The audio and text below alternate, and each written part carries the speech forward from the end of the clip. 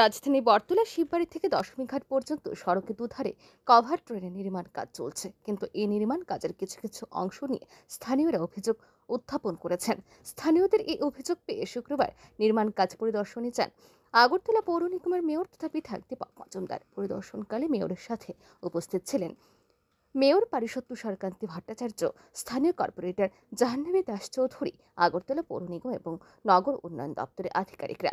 এদিন সংশ্লিষ্ট নির্মাণ কাজ পরিদর্শনে গিয়ে স্থানীয়দের অভিযোগের সত্যতা পেয়েছেন মেয়র সহ অন্যান্যরা।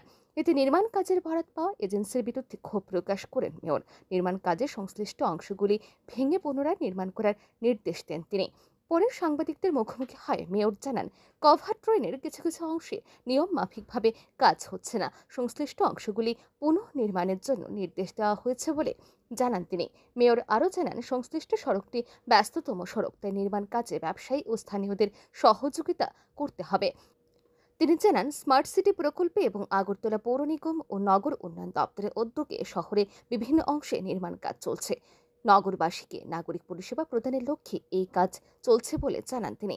তিনি জানান, এই কভার ট্রেন নির্মাণ কাজ শুরু করতে গিয়ে স্থানীয় 18 জন ব্যবসায়ীকে উচ্ছেদ করা হয়েছিল। তাদের পুনর্বাসন প্রদানের উদ্যোগ নেওয়া হয়েছে। আমাদের বটতলা শিববাড়ি টু দশমীঘাট দোসের এই কভার ড্রেনের কাজ শুরু হয়েছে। এখানে কিছু কিছু লোক অভিযোগ করেছিল আমাদের কর্পোরেটরের মাধ্যমে।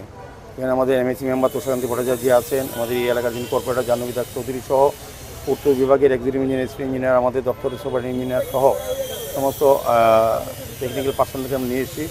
কিছু লোকের অভিযোগ ছিল যে যে কাজটা করা হচ্ছে সেটা সঠিকভাবে স্পেসিফিকেশন হচ্ছে না। সেই কারণে আমাদের এক্সিকিউটিভ ইঞ্জিনিয়ার বা অন্যান্য অফিসারদের নিয়ে এসে এটা সত্যতা যাচাই করার জন্য এটা ভিজিট করেছি। তো আমরাও নির্দেশ দিয়েছি যেখানে যেখানে কিছু কিছু জায়গায় নিয়ম মতো হয়নি সেগুলো যাতে পুনরায় সুন্দর মতো কাজ করে সেভাবে নির্দেশ দেওয়া হয়েছে। সার্বিকভাবে আমি বলবো কাজটা খুব সুন্দরভাবে চলছে। এটার ব্যস্ততম রাস্তা, এই এলাকার মানুষের ব্যবসায়ীদের একটু সহযোগিতা করতে হবে। দিনে রাত্রি কাজ হবে। আগরতলা সারা আগরতলা এখন কাজ শুরু হয়েছে। দেখবেন স্মার্ট সিটি, পৌর নিগম, পৌর দপ্তর, নগর দপ্তর কাজ করছে।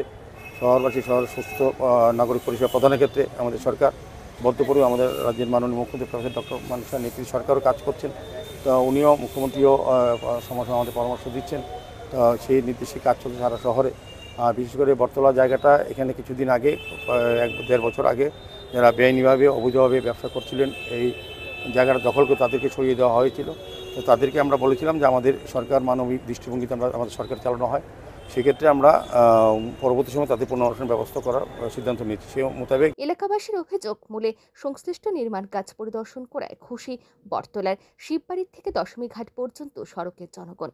উল্লেখ্য, বৃষ্টির সময় উড়াল পুলের সমস্ত জল এই সড়ক পথকে প্লাবিত করে তোলে। এতে স্থানীয় এলাকাবাসী বহুবিধ সমস্যার সম্মুখীন হন। এই সমস্যার সমাধান কল্পে বটতলার শিববাড়ি থেকে দশমীঘাট পর্যন্ত সড়কের দুধারে কভার ট্রেন নির্মাণের কাজ হাতে নিয়েছে পৌর নিগম। ব্যুরো রিপোর্ট, আর নিউজ।